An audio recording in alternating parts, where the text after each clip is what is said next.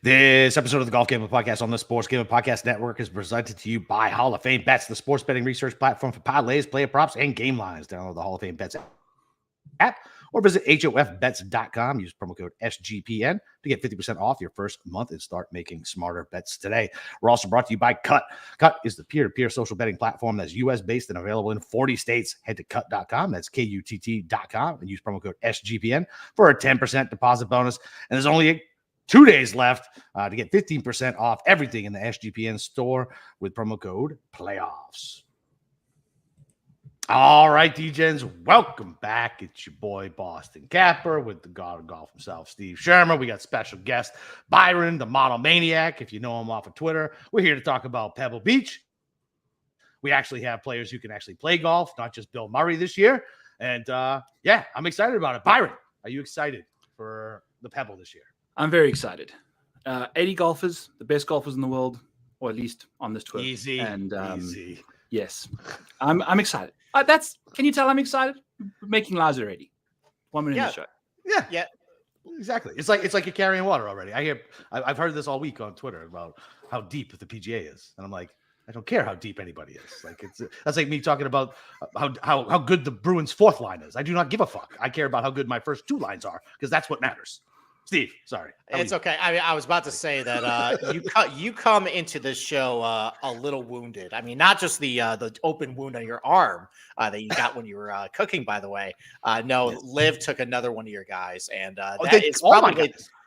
I mean, that's the source of your angst right now. Is, when anytime they say, oh, this is the best field, the deepest field, coming off of Torrey Pines where we had, Matthew Pavone, it looked like a DP World Tour, essentially, leaderboard coming down the back nine there and some really shoddy play. And you see the commercial saying this is the best tour, the best players. And, you just shake your head over there. Do I have any guys left? They took Rahm. They took Hatton. They took the ear. They took Cam Smith. If they take Keegan, like I might have to get a live tattoo and see if homeboy will pay me a shit ton of money to pretend that his golf league's awesome. There's no way they're taking Keegan because of the Ryder Cup. I think that's the only thing keeping Keegan, because we know, right? I think what does it matter? He should have went this year, and they brought the fucking corpse of Ricky Fowler and scumbag Cam Young. Oh, Jesus, Barry Joseph. I don't even want. I can't go to the Keegan thing. I can't. I've already put it to bed. People bring it up. It's like ripping the scab off. It's awful. Yeah. Well, Byron, you had some strong thoughts to me about the end of the Farmers Insurance Open with Stompgate. But I want to ask you another question. It seems like you got that all out of you. Basically, your frustration with what happened. Off the record stuff. Yes, that is off the record stuff. We will not include exactly what the content was here. But so the first 4 weeks, we've seen over 100 to 1 win. And this is coming off the heels of what seemed like an endless stretch of just chalk hitting. Basically anything under 50 to 1 pretty much hitting.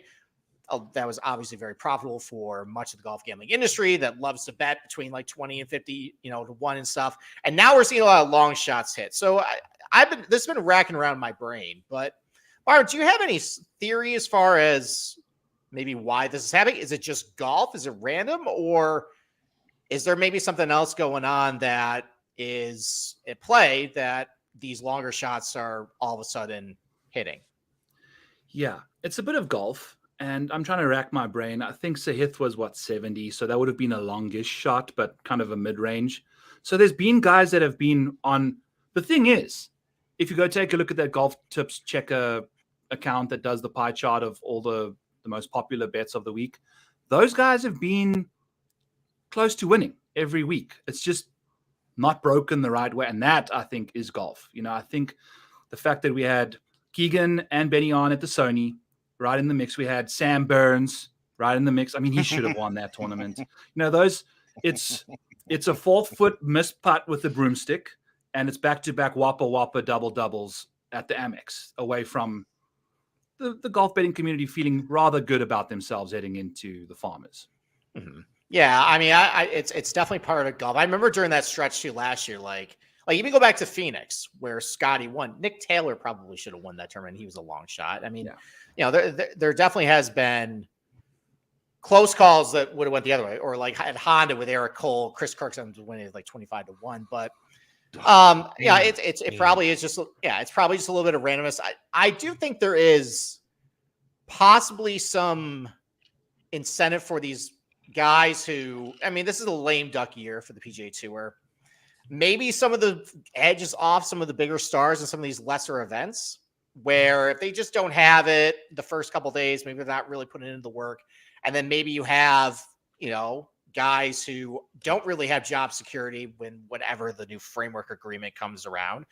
Maybe they got to burp their ass. Maybe this whole thing about being called mules and being disrespected, maybe they're going to the range more. Maybe they're meeting with their coach and they're, getting a little sharp. So I don't know. It might be a combination of both. I feel like this week, though, is at Pebble Beach, where lots of short irons, kind of a putting contest. You got the weather in play. I feel like, and I don't know if this is sentiment across everywhere else, but maybe the narrative is just, we're just going to load up all on long shots, forget the favorites. And it seems like to me, like whenever that sentiment happens, like Rory's just going to win by like 3.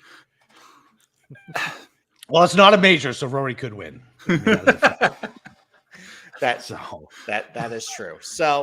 So Byron, getting to Pebble this week. So we got the weather in play. Obviously, you're a big stats guy. How do you? No tee times yet. No tee times yet. The PGA is a criminal organization. We need to hit them with RICO because it's unbelievable. We have no tee times. It is almost 9 p.m. Eastern time, 2 days before the tournament, and we have no fucking tee times. Unbelievable. Well, it's like what you said. They're just stacking it for Rory. They're trying to make sure he gets in the good wave. So, although is Rory still in favor? Now that he stepped away? Like, is he in favor? Is he in the good graces of the PGA? That's right. You know what? They're trying to actually stack it for Cantlay. And the guys on the policy board, they got the sponsors invite coming in, by the way. That's that's not rigged at all. But anyways, with Byron, so obviously you are the model maniac. You love your statistics there. How do you incorporate weather into it? Because, we don't really get situations like this where there's not a lot of times we get where it's cold and rain and windy. It's obviously low sample size. Does it kind of take a little bit more judgment from you as far as handicapping the field? Or do you just say, you know what, I'm going to rely on just the skill sets and just hope it works out? Yeah. So I put a lot of thought into my Twitter handle as the model maniac, not just the model master, because there needs to be times where there's maniac involved. And that is this week. That's why we got the wig on. That's what we're doing. Got the shirt. But for the first 3 rounds of golf, I'm playing this like a complete birdie fest. I want guys that can knock it close. I want guys that can make tons of birdie putts from 5 to 15 feet on power. And that's basically it. You can score on easy conditions. Those are the guys I want for the first 3 rounds. And Lord help you on Sunday. Whatever happens on Sunday happens on Sunday. There's nothing. How can you put a golfer into your lineup or card and expect him to make tons and tons of birdies when how are you thinking the conditions are going to play out the first 3 days? Because I feel like Sunday just gets drastically worse. So I wonder if they're even, Steve, let me ask you this, right? So, I mean, do you guys even think they're going to play on Sunday? Like, this could be a Monday finish. I think it's a Monday finish, but Monday looks bad too. I mean, basically, Monday looks bad too. Yeah, it's all just going to be thrown in a blender there. I think with the cold and the rain, though, there's not going to be any wind, but I mean, you put these guys who live in Ponte Vedra or Scottsdale or like Southern California or Vegas. Easy. I'm sorry. Or fine, West Palm Beach, Jupiter, Florida. You put them in 55-degree weather with heavy air and rain. Ball's going to be dead. I mean, I don't know how easy it's going to be. Like, it is going to be soft conditions without a lot of rain, wind, but like that also means it's going to like kind of throw the stuff out the window because I don't know how these guys are going to handle the cold. So, but it's not like it's freezing though. It's 55 degrees. Just throw on. It's not freezing, but it's not freezing to you because you're in Iowa. It's not freezing to me because I'm in Western New York. It's freezing to Boston Capper though. Yeah, my blood has thinned out over the last 20 years. I've been in Savannah, Iraq, and Florida. Okay, it's hot in all those fucking places, and so now when it's 55, my legs still don't get cold, but I gotta wear a hoodie and maybe even like the long sleeve tee underneath it. Like, it's just the way it goes. And all these, I'm a man. Some of these golfers aren't even real men. They're like country club bitches. I can't even imagine like how soft these guys are. Fucking forget about it. Like, oof. Yeah. Amen. Well, speaking of that, why don't we go to our first break? And then after that, with the top of the board, I want to play a game kind of alluding to what Boston Capper just mentioned there. So we'll do that right after the break.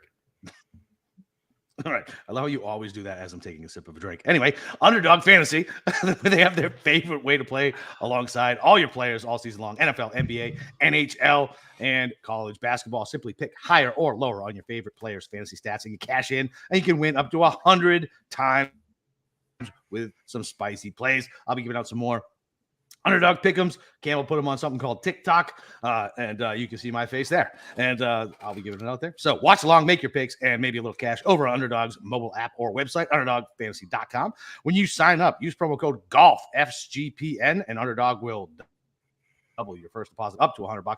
That's Underdog Fantasy promo code GOLF, SGPN. Listen, old school football guys, we got Colby's fucking cult college football experience. We're all competing for the best underdog one. So anybody can go do that. Throw $25 in it. Let us know you did it. Maybe we'll throw you some merch. Let us beat the college football experience. Colby literally has an army of zombies. We have an army of degenerates. Let's go. Okay. All right. As I alluded to before the break. So I want to take top of the board, everybody under 30-1. So everybody from like Rory to JT. That's about 10 guys. And we're going to play a game called House Cat or Tomcat. And I think that is going to be important. I think that's important this week. I think we need to start separating the men from the boys. And yeah, look, like I can break down Scotty Scheffler's stats and everything like that, but I also have seen him go on tilt when the weather gets bad. He starts missing putts. So, can I just interject really quickly? I have two things. Two things. So Thursday and Friday are still not good. It's still going to be a shit ton of rain. Right? Yeah. So it's going to be lifting in place, and it still looks like wind could come into play. Obviously, we're a couple days out. So we talked about this offline as far as like building and like picking your guys. Like definitely not Pebble, right? On like the bad day. Like we want the guys playing on the good day at Spyglass. Yes. Right? Yeah. No, hold on. Say that again. You want the guys playing Spyglass on the Oh, yes. day. Spyglass, not Pebble. Yes, thank you. Easy equals Pebble. Yes. Difficult Spyglass. Yep. Yeah, but if it's windy and with the elements, you want your guy playing Spyglass. Spyglass. Yes. Okay. Yeah, that's what I said. Yes. Did I say it backwards? No, you got it perfect. Yeah, when the wind is up, you want to play Spyglass because at Pebble you're completely exposed, and you want easy conditions because you have to take advantage of Pebble. It's kind of like last week where you got to take advantage of the North Course. Same concept this week. Yeah. All right. Okay. And then I just got to ask Byron something. So Byron is a huge numbers and stats guy. I have to ask, do you believe in clutch? Do you believe in things you can't quantify with numbers? I know you do, right? Yeah. I actually have a clutch factor, though, that I use for like round 4 showdown, where I figure out if like someone, what their strokes gained in round 4 is after they've gained 9 total strokes through the first 3 rounds. 75% of winners gain 9 strokes through the first 3. Mm-hmm. And there's guys like Xander that are pretty flat when it comes to 9 strokes through round 3. There's other guys that do I have to subscribe to Roto Bottle for that, or can I just text you and get some of that? Yeah, we can work something out behind the scenes. Send me a firehouse helmet or something. Yeah, because Byron, like Steve, is one of these guys who aren't just all analytics. They know there's a guy who melts on a fucking Sunday, and you can't trust him with a 5-foot putt on POA. Never mind a fucking 15-foot putt where he's going to 3-putt and you're going to break your TV. So, that's facts. All right, let's get to the game. Rory McIlroy. Byron, let me start with you. House Cat or Tomcat? He's a house cat around Pebble Beach. I think we've seen him. And the thing is, these house cats that chase too many mice, the more mice you chase, the more chance you have of seeing what the house cat's made of, right? And he's good enough to find himself in the mix enough for us to kind of call him a house cat, because I think his conversion rate, although he's won so many times around the world, a lot of that stuff has happened over there on the Dubai side where things kind of lean his way a bit better. So we've seen him like the RBC Canadian, I think the most recent, anytime he's in the mix at a major, like that kind of stuff. He just doesn't grab it by the throat and go. He's just got the mouse by the tail and then it runs away eventually, right? So I think Tomcat would have gobbled that up ages ago. All right, Capper, I know what your answer is, but why is he a house cat? One, because he doesn't recognize his Irish heritage, and he claims to be an Englishman, which hurts me. And my father and my grandfather before me, but it's the fact that listen. I know we watch more of his shots because he's Rory, but he's lost 4 strokes over the last 24 rounds in the PGA, not whatever happens overseas, with his wedges under 100 yards. So, yeah, he sucks with wedges. He's done it a million times, and yeah, I'm not taking him in a place that he doesn't like to play.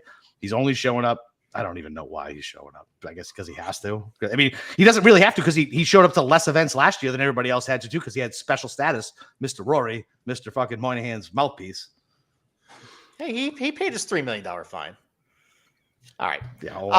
My only response to the weather thing was that weather was really bad at the Scottish Open final round last year, and he delivered. But I've also been seeing him melt kind of recently on the back nine. But did he deliver, or did Bobby lose it?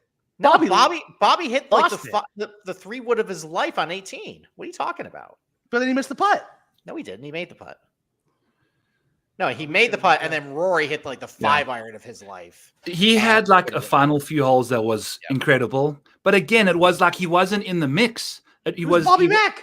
Yeah, it was Bobby Mack. It was in Scotland in a whatever event with crazy conditions, and it wasn't like he was a front runner fending off other cats. He just came out of nowhere and won it. He went didn't he birdie the last 3 holes or something? Yeah, he did. I think he was pretty bad, and then he went nuclear there. Like he wasn't looking like winning at all, and then found some inspiration. Like to me, that's not clutch. That's just lucky. But, right. I didn't have any money.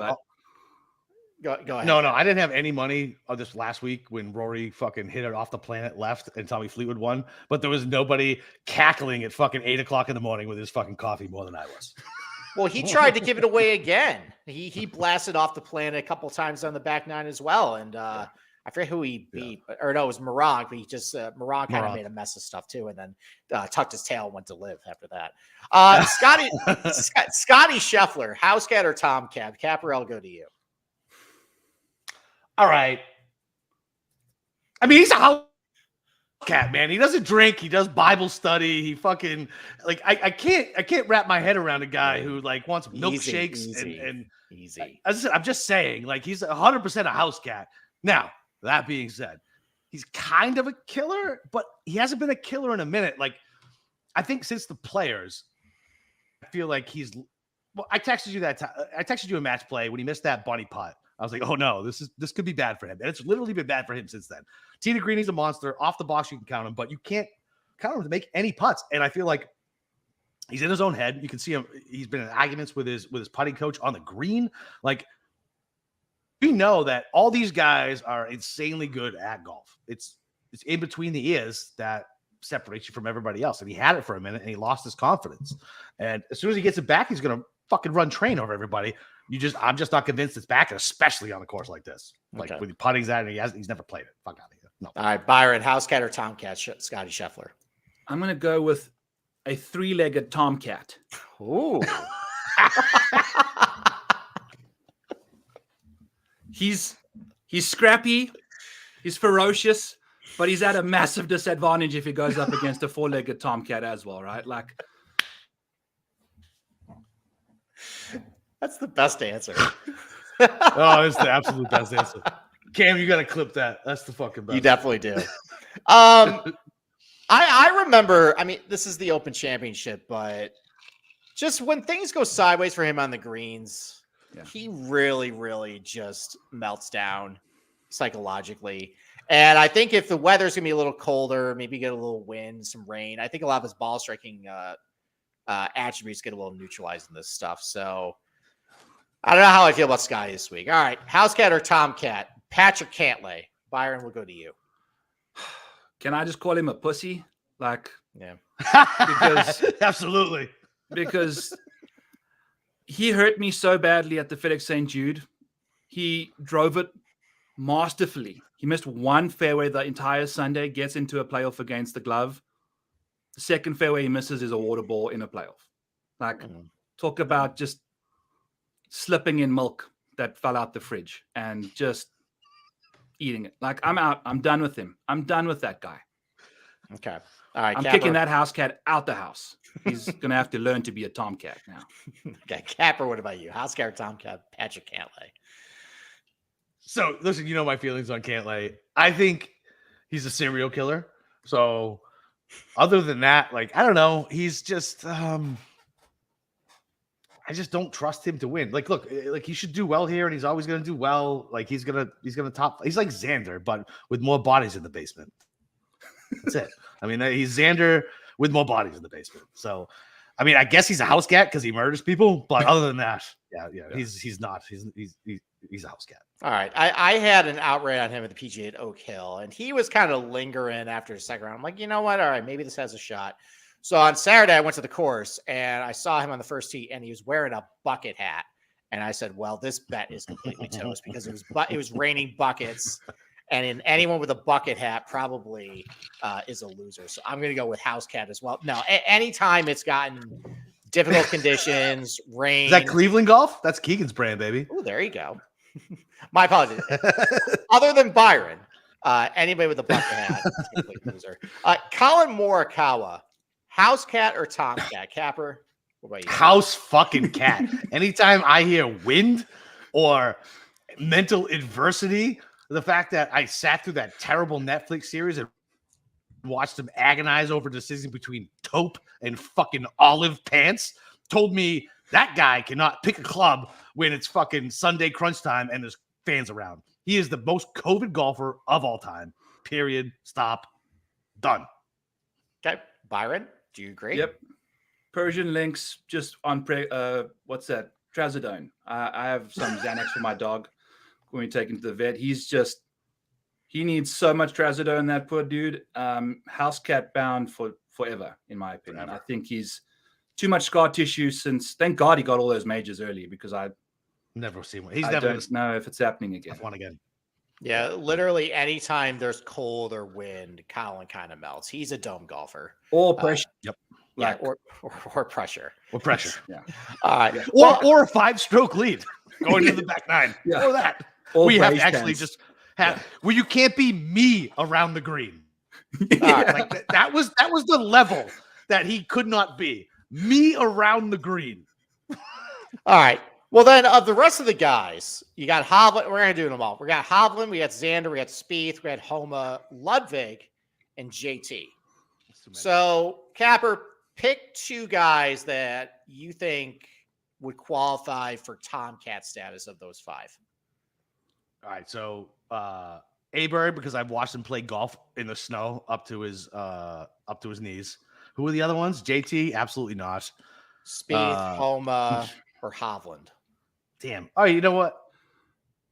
I'll see. There's more Tomcats in this than anybody we just talked about. Yeah, I can make an argument for almost all of those guys to be fucking Tomcats. Damn. If I only had to pick two, I guess I would. I think I would go Spieth and Homa. Homa is definitely a fucking Tomcat. Yeah, that guy lost his card, came back, winning California. Like he wins in tough courses. Like I would say Homer and Spieth. And Spieth, same thing. He came from the doldrums of like just winning all these majors, and they lost his swing, working on it so hard, and came back.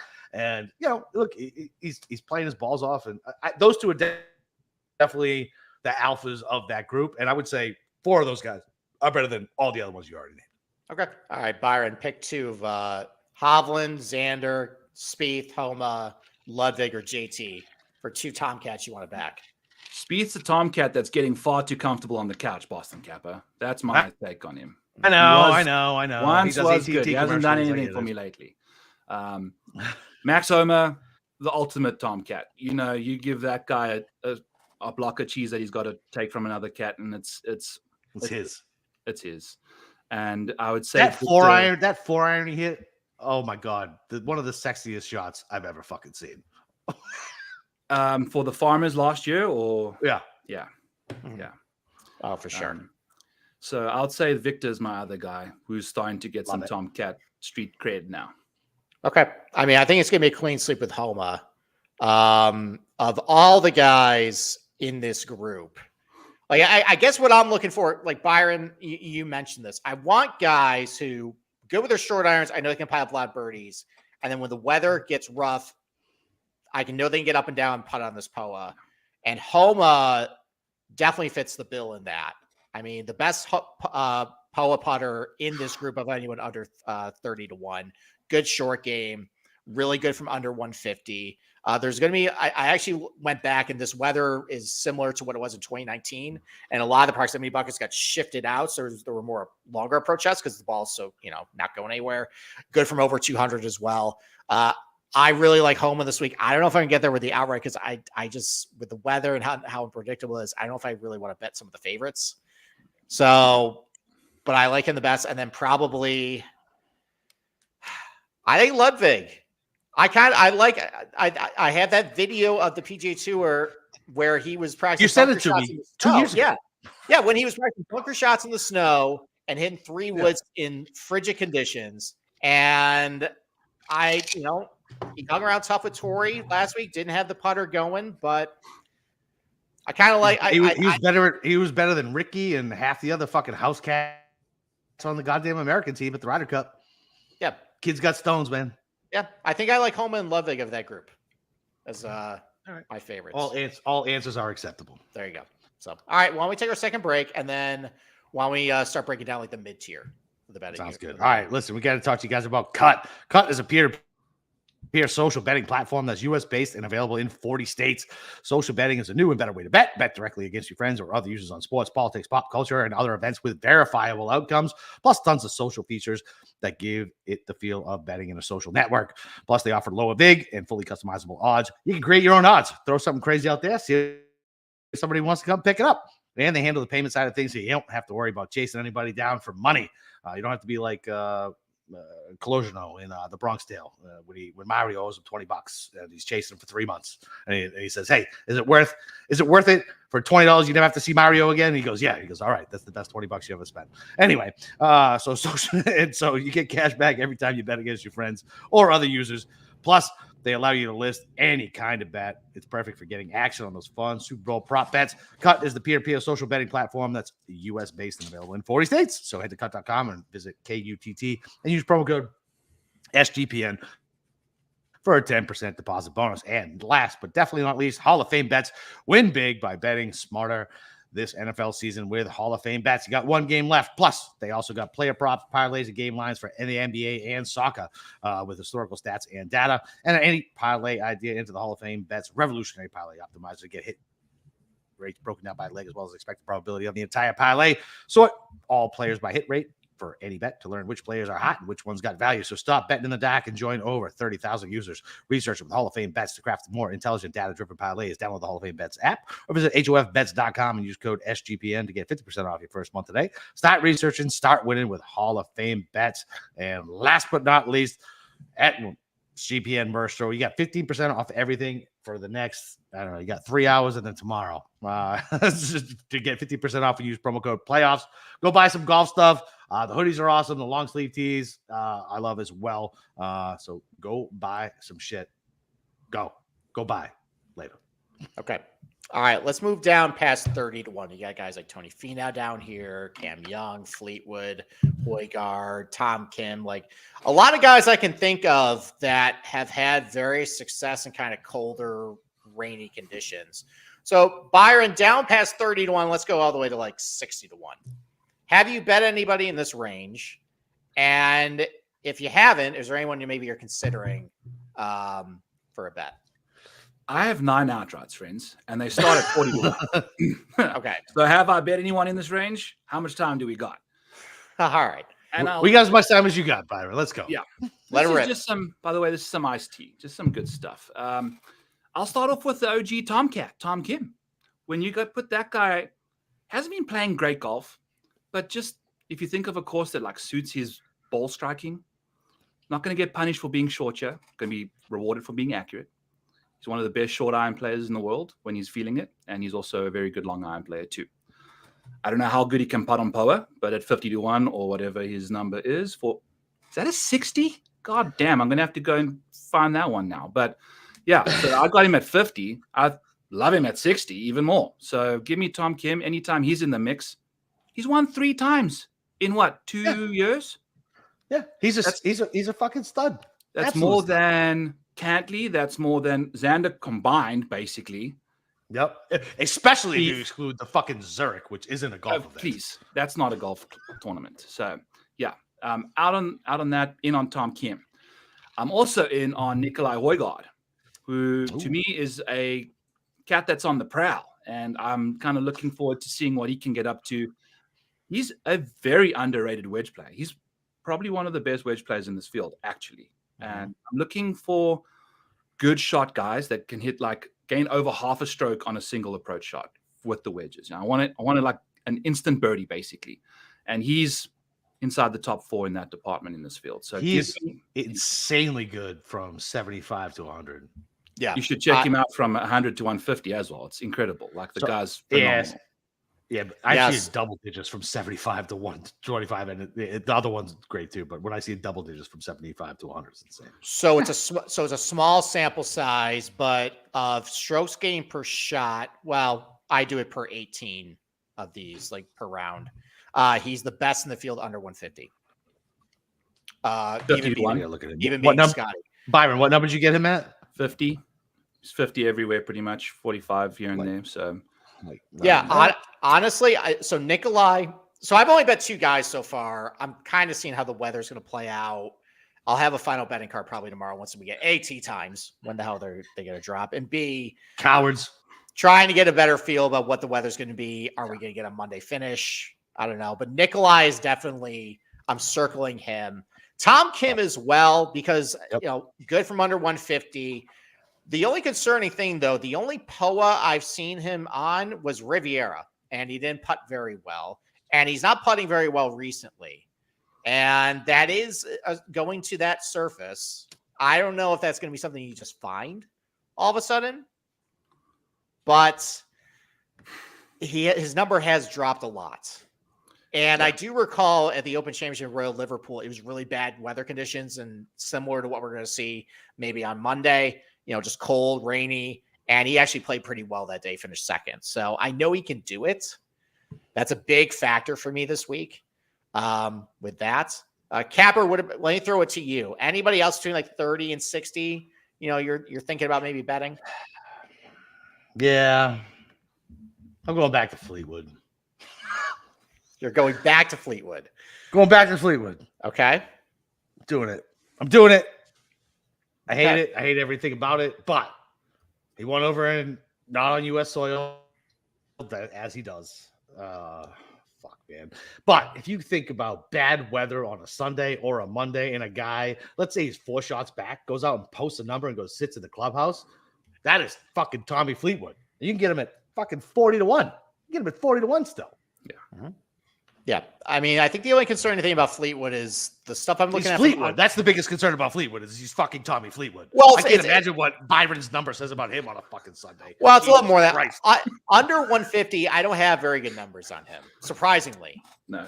So that's a little concerning. It's also Tommy Fleetwood, as you mentioned, but the weather elements, seems like this would be Tommy Fleetwood type weather.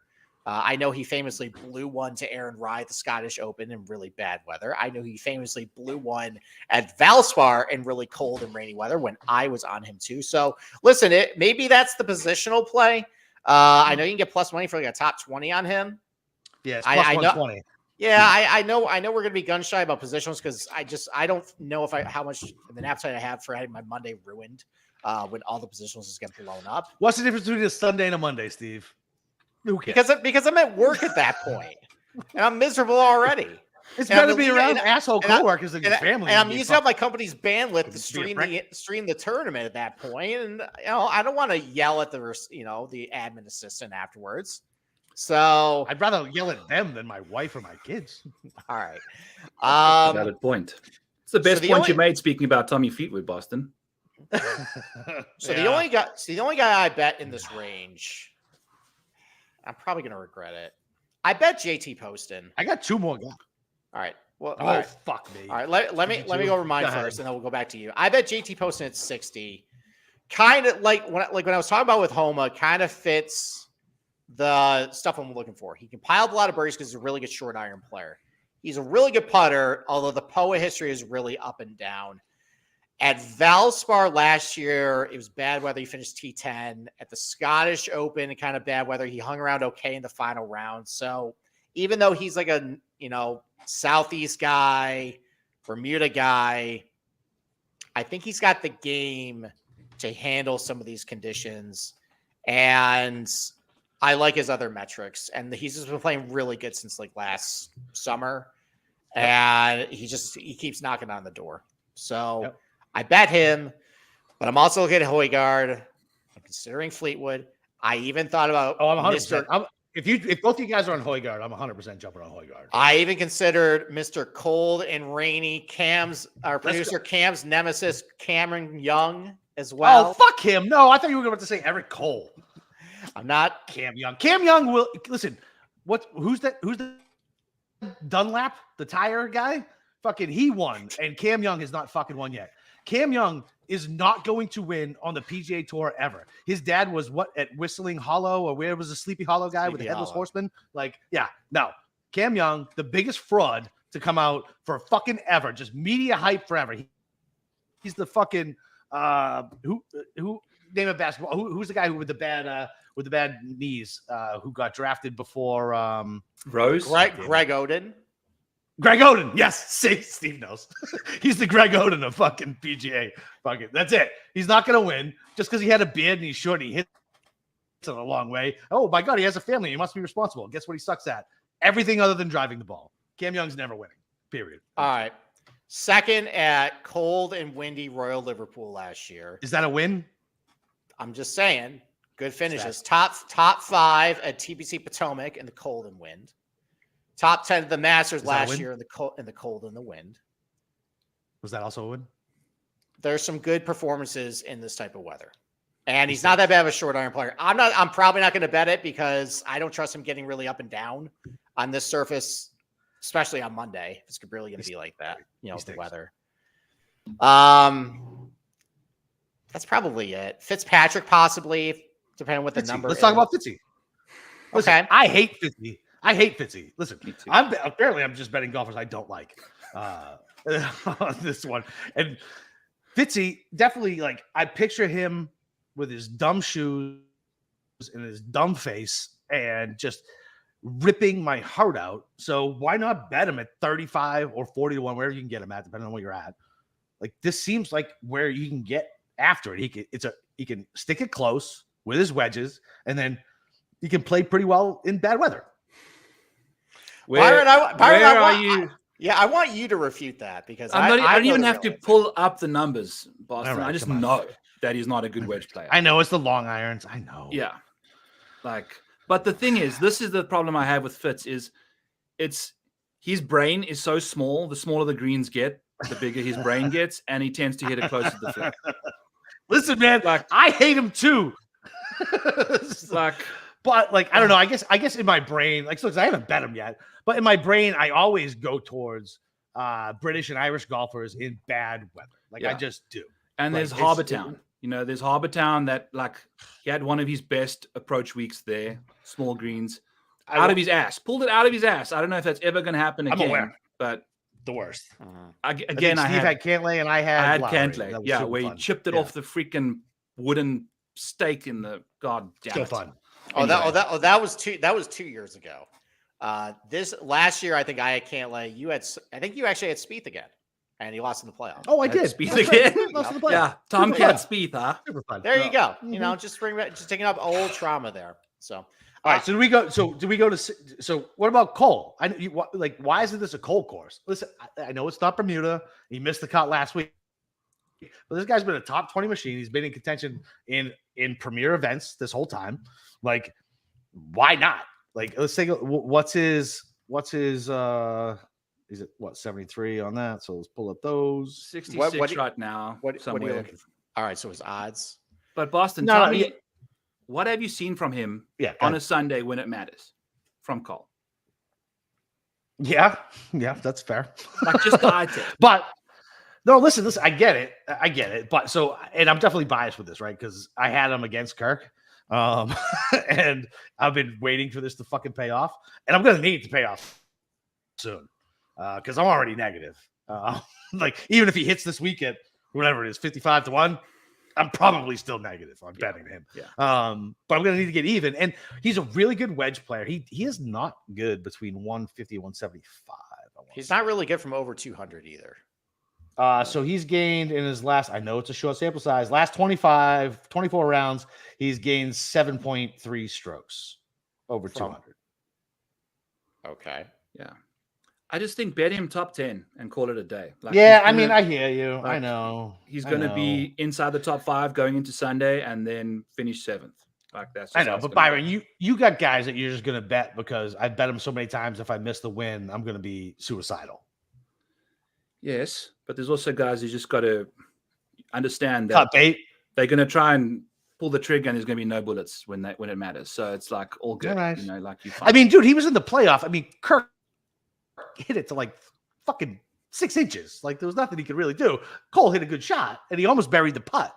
Yeah. So I don't know. But that was early. That was like it's like an expedited Colin Morikawa timeline. You know, like that was his shot. And since then, it's just been no dice on Sundays. Okay. All right. Okay. Fuck you guys. Sorry. I'm not going to bet him, but if he wins, yeah. If he wins, I am going to go scorched fucking earth. I'm just letting you know.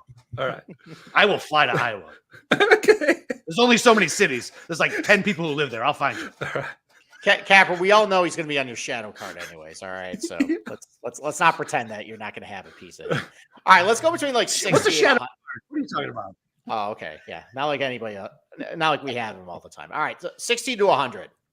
Byron, you said you got 9 outrights, and we've already checked off 2 of them, right? So there's got to be probably some in this range as well. I got 3 of them. Yeah, we've done 3. I'll give you Adam Scott at 70. Okay. Snagged him at an 80 at one point on Monday, and then Sahith Theegala as well. I got him he's still got an 80 out there. Okay. We'll start with Sahith. Well, actually, I'll just leave Sahith for you. Yeah, what are they doing? That's crazy. I'll bet that every day of the week. I'll go to Scott because I know you guys will have a lot to say about Sahith. So, Scott, if you take a look at what he's done at this event, it's been pretty shitty. But if you take a look at what he's done on Pebble, where we'll get 75% of the rounds this week, being good. If you take a look at his wedge play, good. If you take a look what he can do on Poa, good. His driver is kind of sometimes can go off the planet, whatever. Not going to happen. Yeah, you can hit 3-wood off the tee, call it a day. Love the course fit, love the price, love the wedges. I mean, at some point, the guy's going to stumble into a win, and I don't trust him on a Sunday, but at 80 to 1, it's a price I can pay. But do you trust him? But you trust him on a Monday? What are the chances we have a 36 holes on Saturday? Lost. Do you think we're getting like late tee times because maybe they're trying to figure out, okay, once the Amis are gone, or because who's going to want to watch golf on a Monday anyway versus 36 holes on a Saturday? Me. I cashed Cam Smith, the players. There was nobody fucking more. I had tickets to go back, and I was like, fuck that shit. I'm sitting in front of the TV. I'm not trying to follow Cam Smith around. Yeah. I think we have a better chance of them ending after 54 holes than doing 36 on Saturday. Oh, where's Tommy Fleetwood? Yeah. Tommy Eric Fleetwood. Tommy. 54 holes? Bring the house. Worry about a Sunday? I might double my bet. All right. So Adam Scott, I am probably going to bet as well. I agree with everything he said. He's playing really good lately too. He played, I mean, there's no like categorical strokes gain stats from the Australian events he played, but I think top 10s over there. He just finished top 10 again over at Dubai. You know, good showing in the fall. His iron numbers are starting to trend back up. Really good from under 150. Great on POA. Do I think he's going to win again? It's 42. I don't know. Maybe. I mean, Justin Rose won this last year. Yeah. Putting. I think I'm going to putting. He's putting well. You guys are never comfortable. That guy is 2 feet away from the fucking hole, and there is zero chance you are like, oh, he's got this. You're either refreshing shot data like a crackhead to see if he fucking made it, or it's Sunday and you're staring at the screen hoping to Christ he makes it because you cannot trust him and his fucking terrible putter. Period. End of story. You know I'm right. There's a reason he's fucking 80 to 1. All right. Well, facts. I'll probably end up betting him, but I agree with everything Byron said. With Theegala, That was my first bet of the week. I got him it was at 90, and now it's down to Jesus. 80. But, Hello. but I got look, I mean, like the case for Tagallo this week is if we were saying a Kapalua, well, driver doesn't matter. You can make a very similar argument at Pebble because you're not hitting a ton of drivers here. Good from under 150, good from over 200 if we're going to push out of the proximity buckets. Great POA putter, good scrambler as well. Good history on some colder, shittier weather as well. That RSM Classic where he finished second to Adam Svensson. Yep. Really bad Sunday for the weather. Did pretty good that day. Top 10 at last year's Masters when it was really bad, cold weather over the weekend as well. So I know he can get it done in these conditions. I really like Sahith for a bounce back this week. I was a little disappointed what happened to Torrey. I'm going back to him at 90. I love his ceiling. Yes, everything. Yes. Like if you're betting Spieth at 18 or 20 to 1, why are you not betting Sahith at fucking 70 to 90 to 1? It's Mediterranean. He is. Yeah. Yeah, exactly. Yeah. Like fucking listen, Andy's a great player to watch. Like, listen, I was so mad when Xander beat him. Like, what a great story. I love Sahith. I cannot wait. I cannot wait for this guy to become everything because he's one of the best guys to root for. And that's what the PGA Tour is missing. The Live keeps, listen, I know the PGA is deep and it doesn't matter. We got guys like the tire kid, what's his name? Firestone on lap, fucking winning on Sunday, and the casuals will still fucking tune in. But like for guys like us, like I don't like listen, man, unless I'm sweating a bet, I don't give a fuck if Dunlap wins. Like, I want to see my guys play. Like, I want to see the best golfers in the world. I want to see them going up against the best golfers in the world. Okay. They keep taking all my guys, man. And Sahith is don't take Sahith. Oh my God. Don't take Sahith. Can you imagine? Oh my God. I love him too. He's becoming one of my favorites quickly.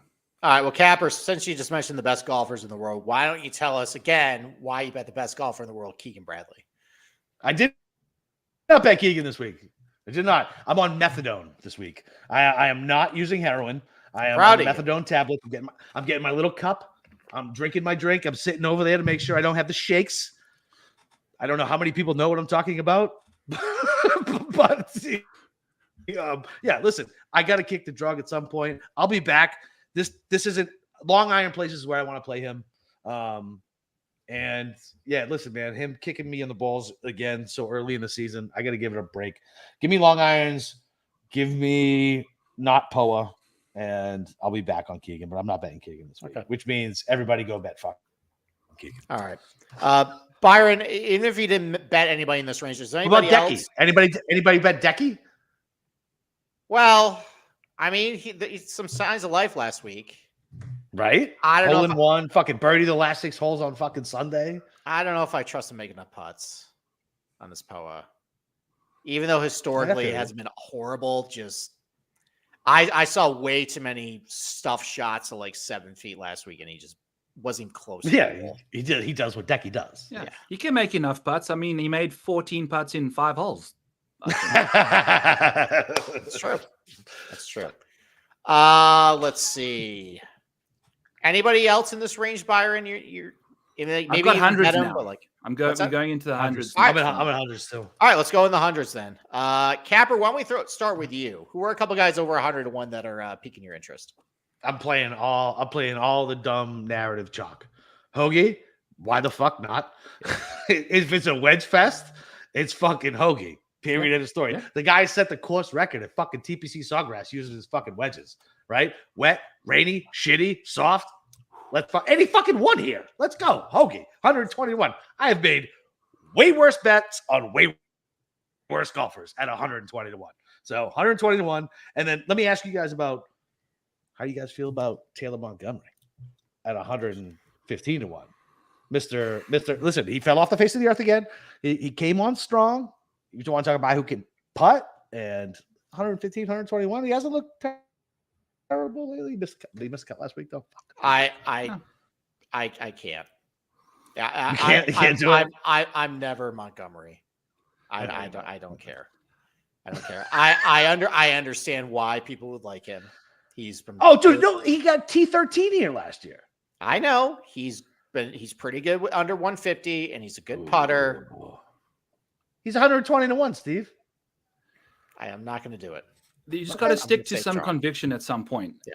And Yeah, Taylor that's fine. Montgomery is one of the most talented golfers on the PGA Tour, but one of the worst competitors there is. Mhm. That's just it. Oh my God, that He's should be a house cat. Like he's house cat all Byron. I'm day. gonna tell you right. Byron, I'm gonna tell you this right now. You're gonna need to go. He's one of the best golfers, and he's not a competitor. That needs to be a T-shirt, and it needs to have your fucking handle underneath it, and fucking come play rotoballer. Like that is lit. He's a great golfer, not a competitor. That can describe 90% of the fucking stiffs on this goddamn tour. Like, and that's the problem. Nobody. Oh, dude, that's a great way to say it. That's a great way to say And it. this, I'll be playing him so much. I know this is betting, but DFS all day. I don't care if he's Yeah. chalk. I don't care. Like he's going to make so many birdies at this golf course, Mhm. and until Sunday, and then who knows what the hell Until happens. Sunday. Dude, I think I had Fleetwood and Montgomery. What was the term where they were both in fucking contention and I lost to God. some other fucking stiff? I don't remember what it was, but I was like, I got 2 of the 3, and then who I had fucking melted down on Sunday per fucking usual. I was like, oh, is that a ditch? Maybe I just turn my car a little bit right and I flip it. Maybe I flip it. We'll see. Nope. You're on a good road there with Tom Hoagie. Keep going in that direction. All right. So I like Hoagie. What about Nick Taylor? So he's a guy who I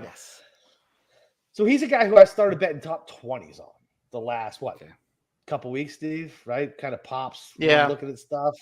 Mhm. I don't necessarily trust him fully, but he's 125 on my local. Okay. I don't know. I don't know.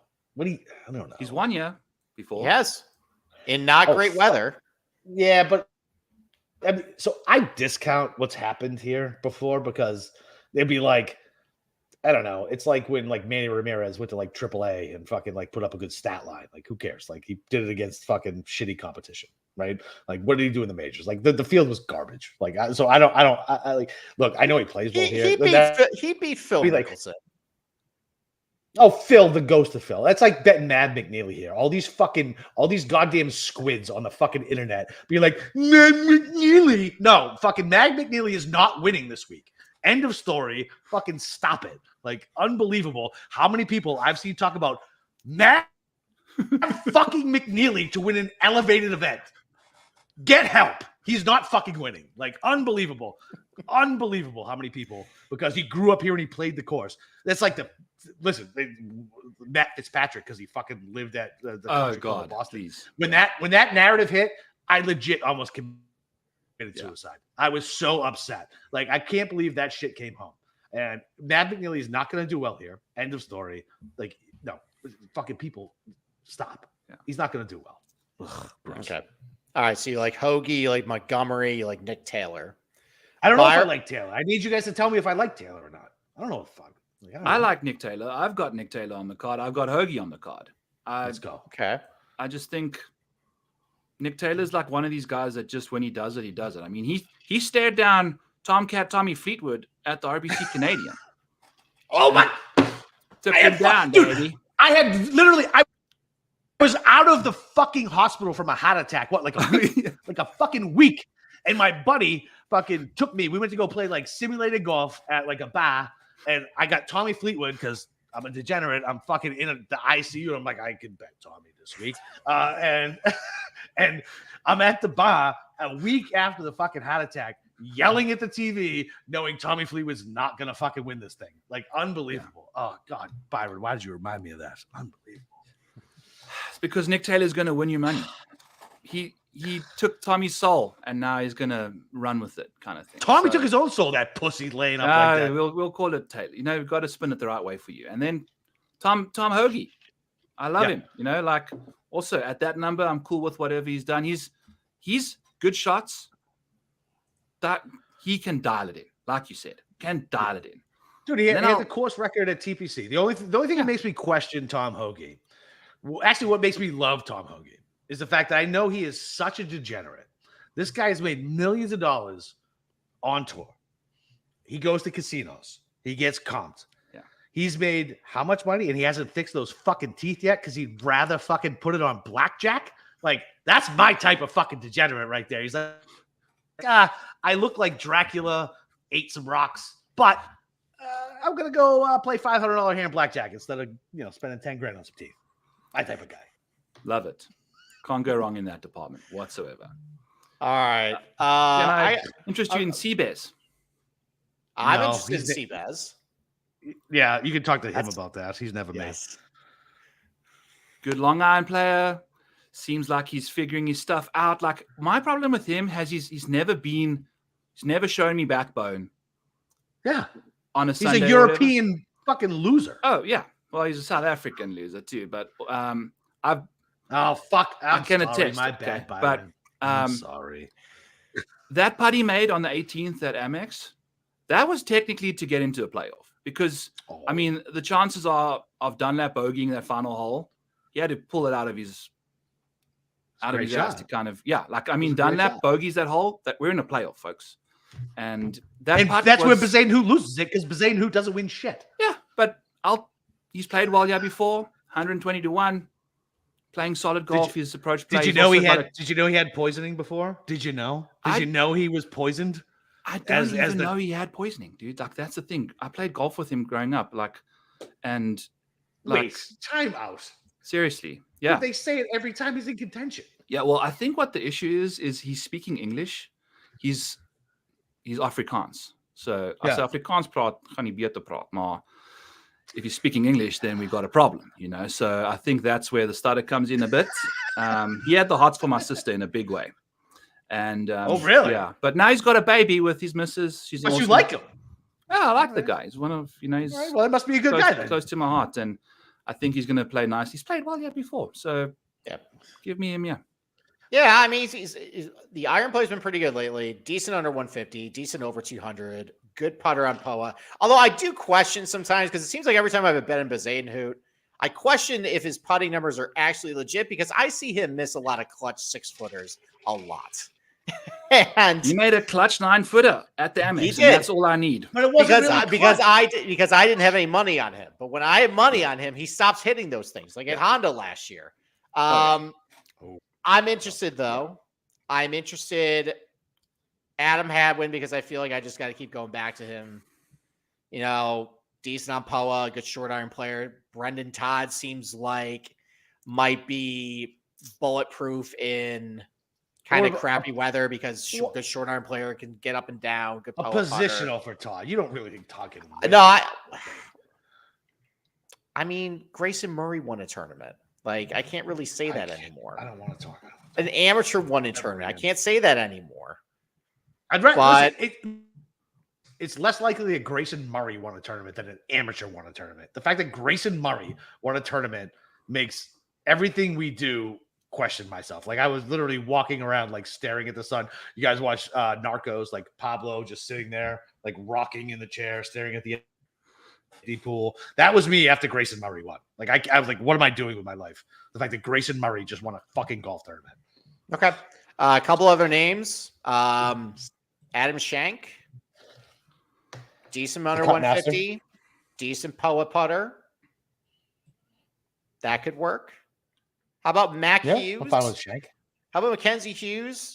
Just getting up and down and putting everything. You just have scar tissue. You have scar tissue from him. That's why. I don't have. Well, from Sanderson. Yes, you do. Yes, you do. TIO twice. TIO, exactly. I know you have scar tissue. Apparently, a tree branch is TIO. Apparently, but no. Like anytime he gets like kind of just like colder weather, rainy, shitty conditions, Mac Hughes tends to do pretty well for himself. And I think that's a good, DFS play or positional, possibly like a top 30, top 40 even. I'd have to go see what it is, but I don't mind that. I mean, I'm not going to bet him outright, but those are guys I'm kind of looking at for this week. I don't know. I mean, we'll see what kind of happens with the tee times and the weather report. I'll have my final betting card out tomorrow. The only things I got down are Tagala at 90 and GT Poston at 60, and we'll see what happens. So I have to say something, and I'm going to just do this real quick because we got for it. Oh, okay. We're going to do the full hat. Peter Malnati's 1,000 to 1. And he finished 4th here last year. And did you see what he did to freaking miss the cut at the Farmers? Like, he's a West Coast guy, and you have to put one down to win 1,000. Like, to quote Kevin Malone from The Office, anytime someone gives you 10,000 to 1, you take it. And we're getting 1,000 to 1 on a golfer who's shown that his best golf comes on the West Coast. 1,000 to 1. I mean, the dude is legit the worst driver I've ever seen. Like, I think like 10 handicaps are better drivers than him. So, Capper, you are actually, I can't hear you. Yeah. So I'm gonna have to take over here for the rest of the show. I don't know. That's a stretch for me, but I get it. That's like really poor man's Matt Hughes. It's 1,000 to 1. And also my final guy is Sam Ryder at 400 to 1. Okay. I think you burned me a couple weeks ago, but I can get on board with that. How about now? Yes, there you are. Perfect. Yes. Glad you fixed it. So, last one, Ricky Fowler, 150 to 1. Anybody? Fuck that shit. Anybody who listens to this podcast that bets Ricky Fowler can get fucked. Listen, download. You don't have to listen. But listen, seriously, Ricky Fowler sucks. He took a better American golfer's spot. He's a fucking hardo who has Olympic tattoos on his fucking forearm. He stinks. He wore orange. He was popular. He blows. No fucking Ricky Fowler. This is a never Ricky Fowler podcast ever. Okay. Byron, do you agree? Yes. Hold on. I'm in. Enough said. Yeah. All right. I got nothing else. Byron, thanks for coming on the show. Where can we find you? Why don't you give us a couple plugs about what you got going on? Yeah.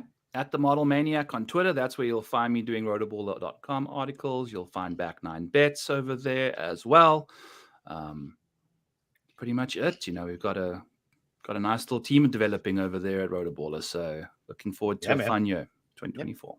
You do a lot of heavy hitters. We're actually going to have Joe Idoni on our show in a couple of weeks. So just keep promoting Rotoballer over there. Hey, man. We love you guys over there at Sports Gambling Pod too. Yeah, exactly. When we're not stealing your content. So, Capper, do you have anything else?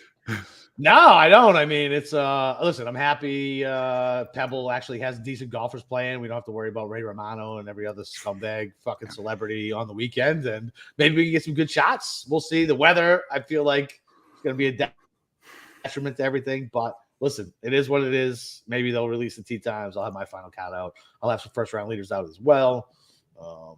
But yeah, I mean, I am legitimately just waiting on the weather and seeing who's teeing off where before I make any more bets other than stupid fucking Tommy Fleetwood.